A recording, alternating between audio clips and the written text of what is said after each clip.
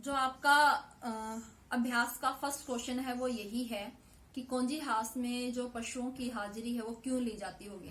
इतना पढ़ने के बाद हमें पता चल ही गया है, क्योंकि वहां की दीवार, बाड़े की जो दीवार थी वो कच्ची थी, आवारा पशुओं को रखा जाता था, अलग अलग तरह के पशु थे, तो वहां पर ये भय बना रहता था कि पशु जो है दीवार को तोड़कर जो है भाग ना जाए, इसलिए जो है वहां पर हाजिरी, पशुओं की हाजिरी ली जाती थी। ये पूरा जो है आपका आंसर बनता है उस क्वेश्चन का कि कौंजी हास में बंद पशुओं की हाजिरी क्यों ली जाती थी। मोती ने पड़े पड़े कहा, आखिर मार खाई क्या मिला। अब मोती जो है उसे कहता है, हाँ मुझे बड़ा तू वो दे रहा था भाषण, अब पड़ी ना मार, अब क्या हुआ। अपने बूते पर जोर तो मार लिया। अब वो कहता है कि कोई बात नहीं, मार खाई तो क्या हुआ, कम से कम मैंने जो है कोशिश करके तो देखी, मेरे मन में ये मलाल तो नहीं रहेगा कि मैंने कोशिश ही नहीं की। ऐसा जोर मारना किस काम का कि और बंधन में पड़ गए। अब मोती उसे कहता है कि मुझे ऐसे जोर से कोई फर्क नहीं पड़ता, ये तो और भी बंधन में पड़ गए, हम मोटी रस्सी से बांध दिए गए, जोर तो मारता ही जाऊंगा। हीरा कहता है कि मैं हार नहीं मानूंगा, मैं तो कोशिश करता ही जाऊंगा, दोबारा जोर लगाऊंगा, चाहे कितने ही बंधन पड़ते जाएं, जान से हाथ धोना पड़ेगा।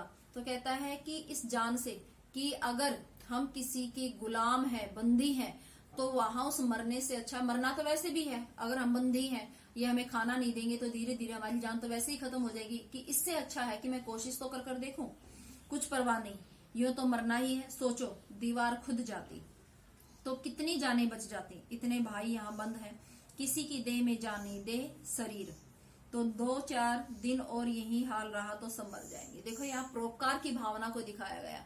हीरा सिर्फ अपने बारे में नहीं सोच रहा कि दीवार तोड़कर मैं निकल जाऊं, बल्कि वो उन सब जानवरों के बारे में सोच रहा है जो वहां बेजान से पड़े हैं, उनके शरीर में जान ही नहीं है। तो उन सब के लिए सोच रहा है कि अगर दीवार टूट जाती तो ये सारे भी वहां से भाग जाते, एक परोपकार का काम हो जाता। हाँ यह बात तो है, अच्छा तो ला फिर मैं भी जोर लगाता हूँ। अब मोती भी कहता है ये बात तो तुमने सही कही कि इनका भला तो हो जाता। अब मोती भी कहता है कि इनकी भलाई के लिए तो मैं भी जो है ये काम करूंगा, चल मैं भी जोर लगाता हूँ। मोती ने भी दीवार में उसी जगह सींग मारा, थोड़ी सी मिट्टी गिरी और फिर हिम्मत बढ़ी। फिर तो वह दीवार में सींग लगाकर इस तरह जोर करने लगे मानो किसी प्रतिद्वंदी दुश्मन, जो हमारे सामने लड़ाई में होता है वो क्या है, प्रतिद्वंदी, कि अपने दुश्मन के साथ लड़ रहे हो। आखिर कोई 2 घंटे की जोर आजमाई के बाद दीवार ऊपर से लगभग 1 हाथ गिर गई। उसने धूनी शक्ति से दूसरा धक्का मारा तो आधी दीवार गिर पड़ी। दीवार का गिरना था कि अधमरे आधे मरे से जो सभी जानवर पड़े थे चेत हो उठे, उनमें भी चेतना आ गई, जान आ गई। तीनों घोड़ियां सरपट भागी निकली, फिर बकरियां निकली, इसके बाद भैंसे भी खिसक गई, फिर गधे अभी तक ज्यों के त्यों पड़े थे। देखो शुरू में जो है प्रेमचंद ने गधे का वर्णन किया है कि गधा कैसा है, गधे को मूर्ख कहा जाता है।